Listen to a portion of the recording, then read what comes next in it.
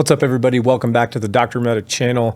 Today is August 1st. It's 148 degrees outside here in Oklahoma City, and I'm glad I'm sitting inside here. But check out this Bell 407 that landed here in the middle of this field.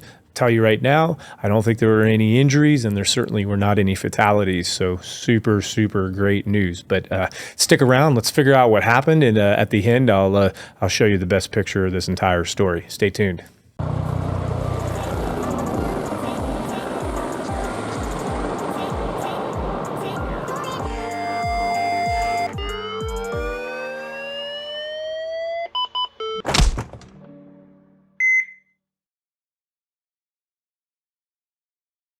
All right, so this is the full-size picture of this helicopter. It's a pretty cool helicopter. It's a Bell 407 with tail number November 793 Sierra Foxtrot. And this is obviously operated by Survival Flight, the air ambulance. It's Part 135 operator operating across states like Oklahoma's big one, Arkansas. I think they might be in Kentucky or Tennessee, and I think they have a base or two down in the panhandle of Florida. Anyway, super cool little hot rod aircraft. If you look it up here on the Aircraft Inquiry website with the FAA, you can see the serial number of it, that it was made in 1999. And that it does have the typical Rolls-Royce 250 C47B engine, which is an absolute bulletproof turbine, turboshaft engine. Very reliable, very powerful, and is in thousands of aircraft across the world. And it is pretty rare for them to go out, but you know what? Everything goes out. Anything that can and happen will happen. Any mechanical thing can break, which is why, redundancy is pretty much a must when it comes to aviation, but we'll talk about that a little bit more later. I know it says 179 Sierra Foxtrot here, but that's just like the LLC name that the owners of Survival Flight have this helicopter under, based out of their original headquarters, which is in the grand state of Arizona. All right, so we take a look at this picture, and this is obviously a kind of a scary picture because this 407 it's dark, it's nighttime, the grass is really tall, and obviously they have landed, with what looks like just a couple feet from this barbed wire fence. There's no damage or anything like that. I do think we have another picture from the front, maybe. Which is right here, and obviously you got a crew member walking around. Again, doesn't look like there's any damage, and again, I don't think anybody got hurt, and everybody did walk away from this, and no fatality. So that's kudos to the pilot for safely getting this thing on the ground for sure. So anyway, so what happened? Let's go over this Google Maps, and we'll kind of just talk about the geographical area that we're looking at here. Here's I'll look at all my favorite food places and stuff like that all around the country. But I've starred a couple of these places here. Here's Oklahoma City over here to the left, and Tulsa is right up here on top. And so we're looking at eastern Oklahoma, which is arguably one of the most beautiful parts of the country. A lot of people don't know that. You can kind of see on this map, you see how Oklahoma City, like everything to the left looks all sandy and deserty and crummy. Well, that's because it is. And everything to the right, you have lots of green, and there's all kinds of little mountains and hills. It's absolutely beautiful, but not a lot of people live there, so not a lot of people know about it. So anyway, as we scroll in here, there's you can see Interstate 40 here. Here's the grand city of Shakota, home of Carrie Underwood. That's their claim to fame, I suppose. A big lake down here, Lake Eufaula, for all the people that go to the lake.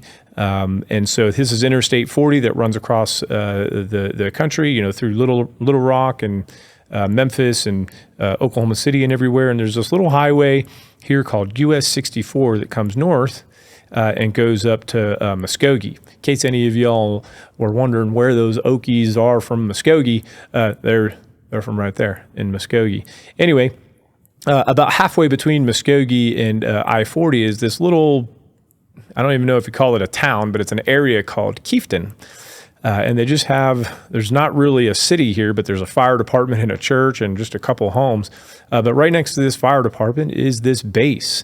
And oddly enough, I am extremely familiar with this base because I used to fly out of this base when I worked for Tulsa Life Flight a little over 10 years ago. It's a beautiful base. It has a nice little house here, big hangar, and then you've got some fuel over here. They did end up building an extra pad over here, which is pretty neat because a lot of the other Tulsa Life Flight aircraft in the area would come by to refuel. And so instead of landing in the middle of the field, they built another pad. I think I got a little video of that.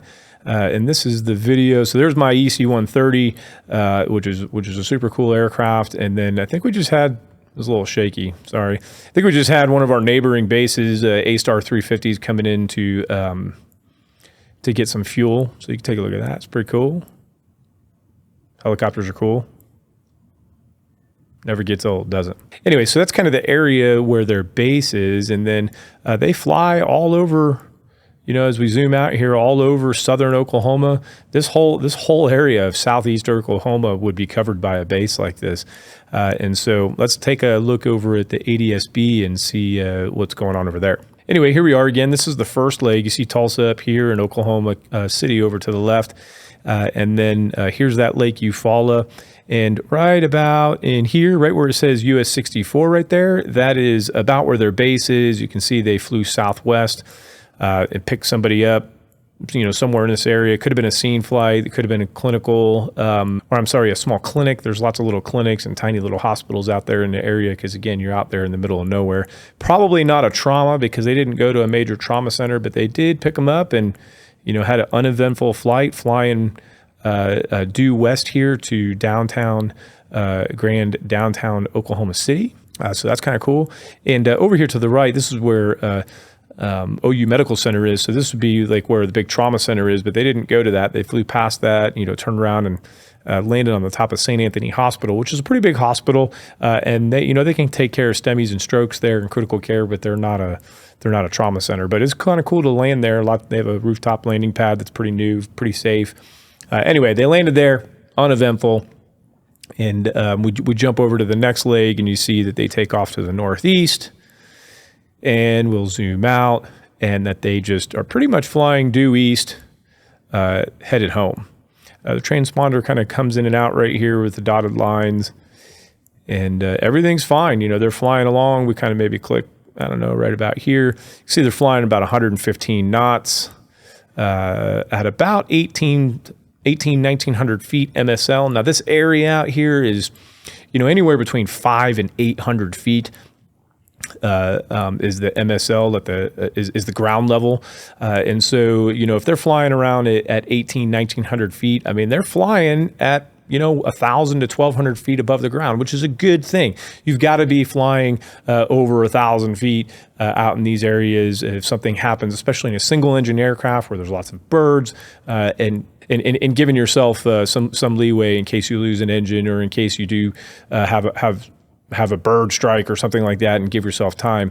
And so that's what this pilot was doing, which is pretty cool. And so you can see them flying along, and they're headed right here to where it says US 64, and obviously they never make it. But as we zoom in, this is just a big open field here. You can look down here and watch their altitude start to drop, their speed starts to drop, and they go down pretty quickly, very, very quickly, just a matter of seconds, to be honest with you. And so 341.28. So after this happens, I mean, it only takes them, you know, 10, 15 seconds to be on the ground, which is way more time than if they were flying along at 300 feet, where they would have been on the ground in 2 or 3 seconds. And so super, super cool that they were flying that high. That's absolutely wonderful that they were doing that. And they were flying fast. They were flying high. Something went wrong, and they were able to put it on the ground, nice and safe, like you see in these pictures here. So kudos, you know, to the pilot for getting them on the ground safely and not having any major injuries, or certainly not any fatalities. So what happened here? So, you know, I do have a source that sent me a couple of emails that the company sent out. So let's quickly take a look at it. All right, so here's email number one. This went out, a day or two ago, and it's coming from Chris Millard, who's the owner and is very active in the day-to-day operations. And he's sending this out to, it says all employees, so I assume that's the entire company. And he references Jack. I don't know if you guys remember Jack from a previous story, but there's Jack. Anyway, it says that, they've been working diligently to keep people updated. This base is called Survival Flight 22. They're putting out some information. So he says that they had a turbine failure. I did check with the FAA FSDO office here at Will Rogers Airport, and Survival Flight did report this incident to them. I mean, if you jump over here to the part 830 of what has to be reported, it would have to be one or more of some of the information that's down here under immediate notification. And so, failure of any internal turbine engine component, and there's other ones in here that gets a little specific, but any of these types of things that you see here, an in-flight fire, some type of collision, something wrong with the flight control system, any of those things are listed here. And so kind of as you go through them, if it's a simple turbine failure, I don't know if that really qualifies as being required to immediately notify, because these items are a little bit more in depth. But nonetheless, the FAA did say that they were notified, and it says so in Chris's email as well. Anyway, it says that the pilot executed a successful auto rotation, which resulted in everyone walking away without injury, and that he did a great job. That the crew did a fantastic job and should be congratulated for demonstrating some wonderful crew resource management. That's good. They have a peer support team that's out there to deal with any support that anybody might need, whether we're on this flight or whether you're at another base. Looks like they probably did a call tree through all the bases in Oklahoma so that everybody's notified. Every base really needs to have that. I think that is an accreditation requirement of some sort, maybe with CAMES. I can't remember. I'm sure you guys will let me know if I get that wrong. But typically you'd have like a call tree or something like that where if something did happen, the appropriate person notifies the appropriate people below them throughout their organization, so that people aren't left guessing, what's going on, at least not for very long. It says their regional folks were notified throughout the Friday night, and then the rest of the managers were notified the next day. And then kind of moving on, again, there's a full peer support session that was handled, looks like just a day or two ago, and that the base wants to get back in service and get their aircraft back or get a replacement aircraft or some sort. It says they did notify the FAA immediately of this event, and that seemed to flow smoothly. And it sounds like they have said that Rolls-Royce is going to come out and take a look at what happened. It says that this is an interesting sentence. We have a wealth of knowledge and experience with these aircraft and these engines, and no one, including myself, has ever seen a turbine fail in this manner. We have sent pictures to others that have been working with these engines just as long as we have, as long as we have, and again, no one has seen this. I say this so that everyone knows this is an anomaly and definitely not the norm. We operate Bell helicopters with Rolls-Royce engines for a reason. They are the safest, most durable aircraft in the world. In all honesty, he's not wrong. Bell helicopters, especially the 206 model, and obviously kind of getting into the 407. Statistics matter, the data matters, and I know sometimes I'm not going to get too far into the world of looking at single engine or which aircraft is best for EMS or air ambulances or something like that, because that's probably not the time to do that. But in terms of being safe, I mean, a Bell 206 and the Bell 407, they have made thousands and thousands of these aircraft, and it's pretty rare for them to have a problem. They are extremely, extremely safe aircraft and very safe engines. And so I don't know what he means here when he says that he sent some pictures to some other people. So maybe there was a catastrophic failure where the engine blew apart and came out or something, or maybe I don't know if there's something he can actually see, but that would be interesting. And then the last page, so this turbine only had 40 hours of flight time since it was installed. So there was, like I said, the airframe is from 1999, so it's been around for 25 years, but the engine says it was a fresh turbine, that they had the inspection that would be in use for many years to come, and it was actually overhauled by a Rolls-Royce service center, which Survival Flight uses to do, the overhauls of all their other engines. And it says folks from Rolls-Royce are going to be there to check it out and see what's going on. And that they're going to work with them. At the present time, this event is classified as an incident by the FAA and not an accident, which is why, if you pop over here to the Carroll page or wherever it is, and you shoot over here to aircraft,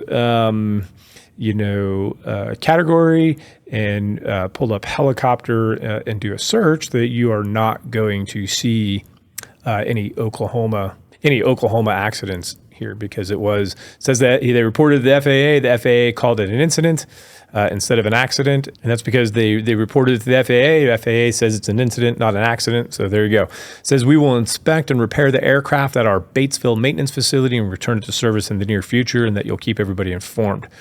And so that kind of looks that's the email coming from the owner and going out to everybody. I mean, it sounds good. Right? I mean, it sounds, who knows why this happened?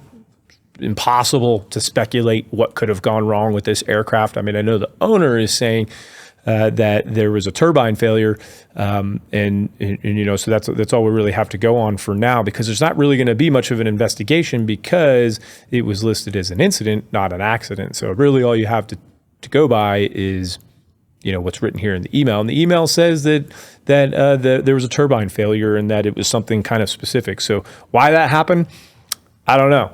Maybe we'll find out. Maybe if you have some information about the maintenance of this particular aircraft, feel free to let me know. But it said it was just done 40 hours ago. So like I said, impossible to speculate at this point as to what went wrong with the engine or why it is that they lost power. What is important is that everybody survived and that the pilot was flying high enough to be able to do an auto rotation of some sort and put the aircraft on the ground. And all three of these folks, I'm presuming that there were three people on board because they didn't have a patient loaded, that all the folks on board were able to walk away and go home, which is what's most important. But included in those pictures is this picture here. And I just find it interesting that so much work and effort would go into, covering up the tail number and covering up the logo, both down here on the bottom left, where it says survival flight, and then the survival flight logos that are right here. I mean, it's not a secret, but they're not the only ones that have done this. I've seen other operators, do the same thing. Whatever that, I don't have it off the top of my head, whatever that one, I thought it was a 135 or something like that was being craned off of a helipad last year. That operator did the same thing. They covered it up. But, because they probably don't want the bad PR, but, I guess I don't really blame them. There's no mistake in that paint job. I don't think anybody sees that paint job going down the street and is like, wow, I wonder whose aircraft that is. It's pretty obvious. But nonetheless, I'll kind of leave it at that. If you got any more information about this, feel free to leave it in the comments below or send me an email or something like that. But again, what are the highs to take away from this? The weather was good. Really hard to deal with something like this if the weather was crap. They were flying at 1,000, 11, 12, 1,300 feet above the ground, which gives them that buffer to be able to, for that pilot to be able to make a decision and get on the ground. You guys know, we've talked about this before, there's been other aircraft recently cruising along at 300, 400, 500, 600 feet and something goes wrong and there's no time to react. So that's probably the biggest takeaway that I have from this, is that they were flying high enough to be able to make decisions and execute those decisions and put this aircraft on the ground. So that's all I got for now. I do hope that everybody stays safe out there. I'm going to stay inside because it's 132 degrees outside or 140 degrees. It's hot, and I wish everybody safe, and I'll see you guys on the next episode.